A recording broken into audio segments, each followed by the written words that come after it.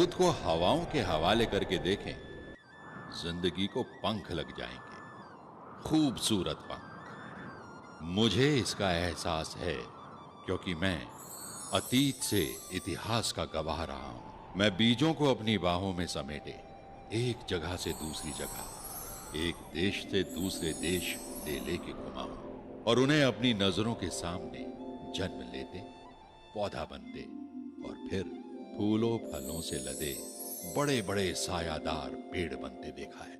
और खुददारी तो देखें इन बीजों की। इन्होंने जो भी जमीन से लिया उसे अपने आप को मिटाकर वापस अदा किया। इन बीजों की खुददारी देखकर आजादी पूर्व के मशहूर हिंदुस्तानी शायर इकबाल का शेर याद आ जाता है। मिटा दे अपनी हस्ती को अगर कुछ मर्तबा चाहे, कि दाना खाक में मिलकर गुले गुलजार होता है। इकबाल ने तो यह शेर काफी बाद में लिखा था, लेकिन गोरखों ने दुनिया को अपनी हस्ती मिटाकर जीने के सलीके बहुत पहले ही सिखाना शुरू कर दिए थे। कुछ इकबाल के इन्हीं बीजों जैसी दास्तां से हम आज रूबरू होंगे। जब पूरब से निकलती सूरज की किरणें नेपाल के इन ऊबड़ खाबड़ पहाड़ों के दरमियान बसे इस गोरखा राजशाही इलाके पर पड़ती है। कहते हैं 16वीं शताब्दी के संत बाबा गोरखनाथ के मानने वाले होने की वजह से यहां के लोग गोरखा कहलाए।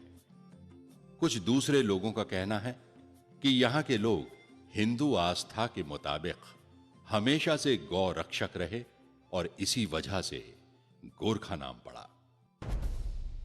दरअसल नेपाल जो आज नेपाल सा दिखता है, इसका सेहरा भी 18वीं सदी के गोरखा राजा पृथ्वी नारायण शाह के सर ही जाता है, जिन्होंने आपस में हमेशा लड़ते रहने वाली यहां की 24 रियासतों को एक किया।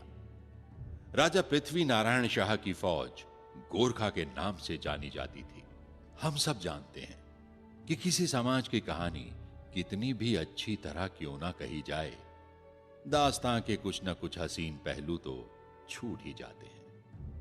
हवाओं के देवता होने के बावजूद मैं ये दावा नहीं कर सकता कि मैं हर संगे मिल, हर उस पन्ने को पेश कर सकूंगा जिसने अब तक के गोरखा इतिहास को सजाया संवारा और यादगार बनाया है।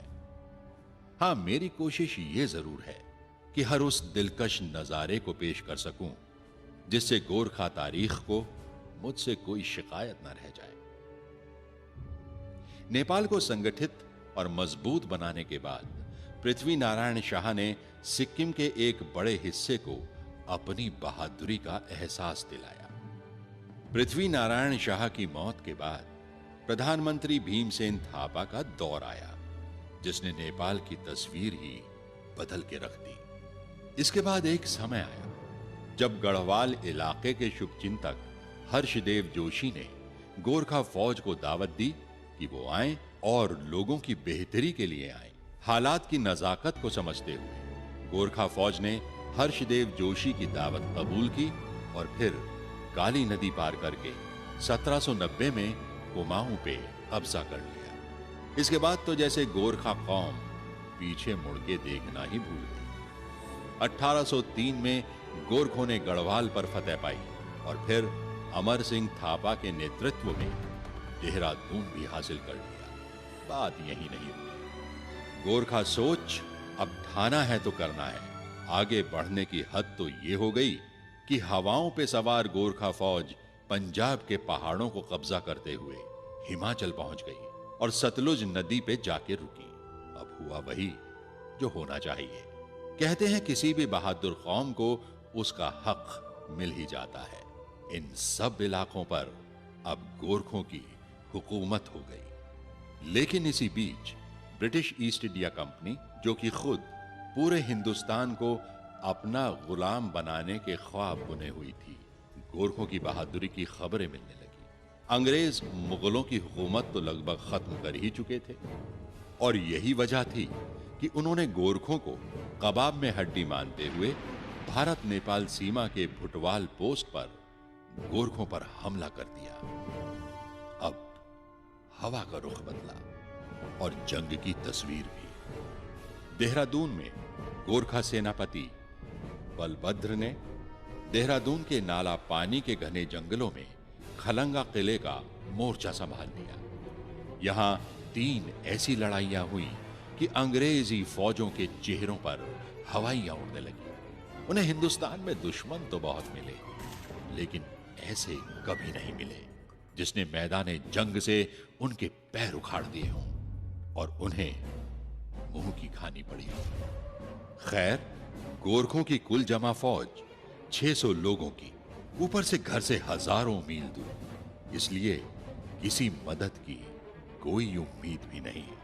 और हथियारों के नाम पर कुछ बंदूकें, कुछ नेपाली खुखरी और कुछ गुलेले, और वहीं अंग्रेजों की 10,000 लोगों की फौज, घोड़ों और सारे हथियारों और दूसरे साजो सामान के साथ किसी चीज की कोई कमी नहीं, सिवाय एक चीज के, वो थी जान हथेली पर लेके लड़ने की, जिसकी कमी गोरखों के पास थी ही नहीं।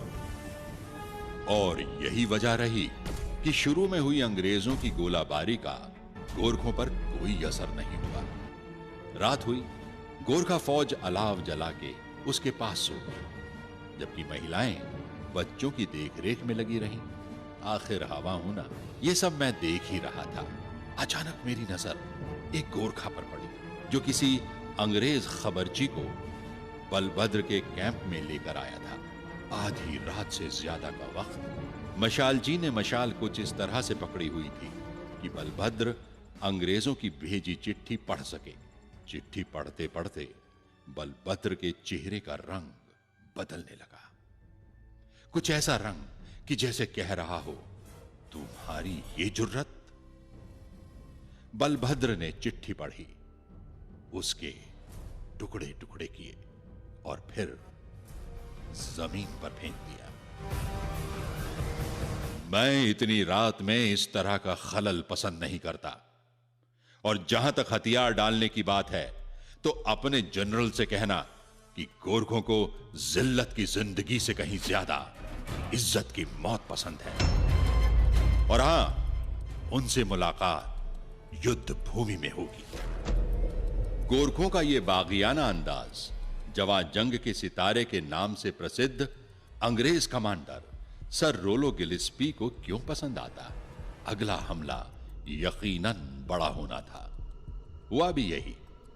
चारों तरफ से एक साथ गोरखा फौज पर हमला करने की तैयारी शुरू हो गई। इधर गोरखों को भी खबर लगी तो उन्होंने पहले ही अंग्रेजों पर हमला कर दिया।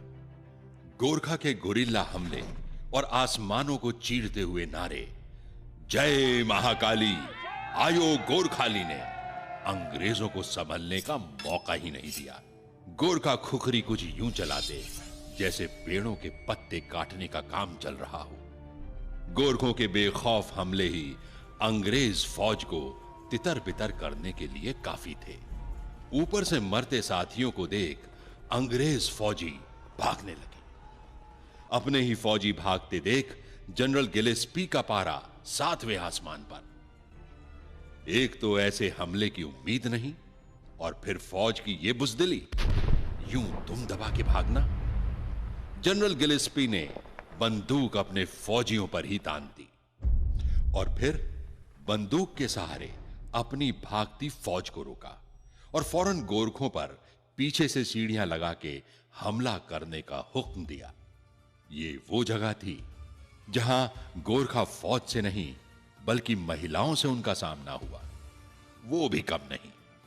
आखिर गोरखों की बेटियां ठहरी, बस अपने बच्चों को अपनी पीठ पीछे बांधा और ऊपर से बड़े बड़े पत्थर फेंकने शुरू कर दिए। गोरखा महिलाओं का यह कदम एक भागती हुई फौज के दोबारा बहादुरी साबित करने की कोशिश के ऊपर भारी पड़ा।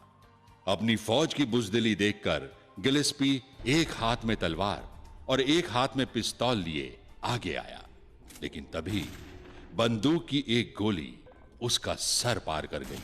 सिर्फ 60 गज की दूरी पर से चलाई गई गोली गिलेस्पी को धाराशाही करने के लिए काफी थी। अब इसके बाद तो गोलाबारी बंद होनी ही थी। अंग्रेज उल्टे पांव वापस हुए और गोरखा उन्हें देखते रहे। फिर 1 महीने बाद अंग्रेजों की नई फौज नए साजो सामान और हजारों फौजियों के साथ हाजिर हुई।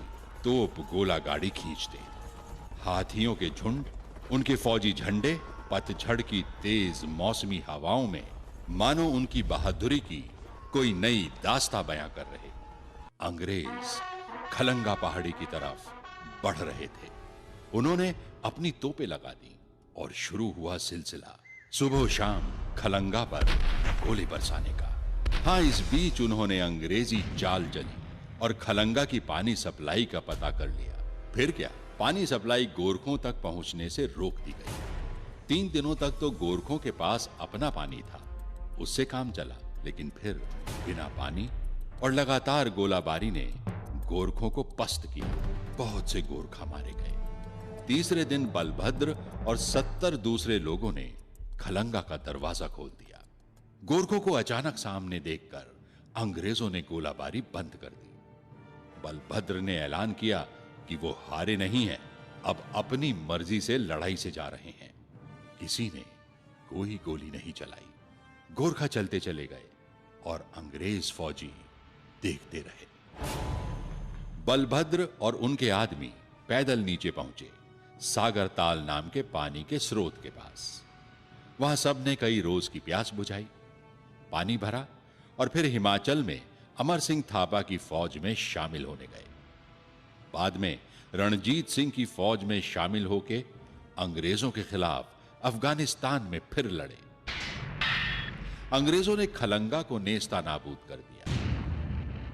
आज एक बड़ी जंग की निशानियां समेटे चट्टाने और तोप गोले से गिरे पत्थर ही गोरखों की बहादुरी की दास्तानें बयां करते हैं। गोरखों ने अंग्रेजों का एक बेहतर फौज होने का गुमान तोड़ दिया था। गोरखों का यह नारा कि कायर हुनु भंदा मरनु रामरो, या कायरता की जिंदगी से मौत बेहतर है, अंग्रेजों की एक खास बात थी कि वो सच्चाई का सामना करने और हक की बात मानने से गुरेज नहीं करते थे। और यही वजह है उन्होंने सरेआम गोरखों की जज्बाए सरफरोशी, खुददारी और बहादुरी को कबूल किया और उसे इज्जत बख्शी। ये जंग खलंगा ही थी जिसने गोरखा के एक शेर दिल बहादुर और जंगजू कौम होने के किस्से को आम किया। और तो और गोरखों की खुखरी के अजीब गरीब हथियार होने की दास्तानें भी सारी दुनिया में फैल गई। और आज भी पत्थरों की ये 2 स्मृति शिलाएं, एक सर रोलो गिलिस्पी और दूसरा बहादुर दुश्मन बलभद्र और उसकी फौज के नाम, इसी बात की गवाही देते हैं। और हां, यह दुनिया की अकेली स्मृति शिला है जिसे बर्तानिया ने अपने दुश्मन की इज्जत और बहादुरी में बनवाया है। अंग्रेजों से गोरखों का अगला मुकाबला हिमाचल प्रदेश में जनरल अमर सिंह थापा से हुआ। गोरखों की आखिरी घेराबंदी सबाथू के नजदीक मलाऊ में थी।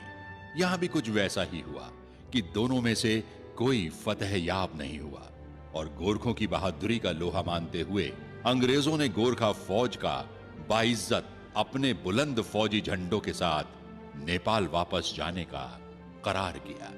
गोरखों और अंग्रेजों के करारनामे के वक्त तक गोरखों की गढ़वाल में 12, सिक्किम में 33 और कुमाऊं में 25 की हुकूमत हो चुकी थी।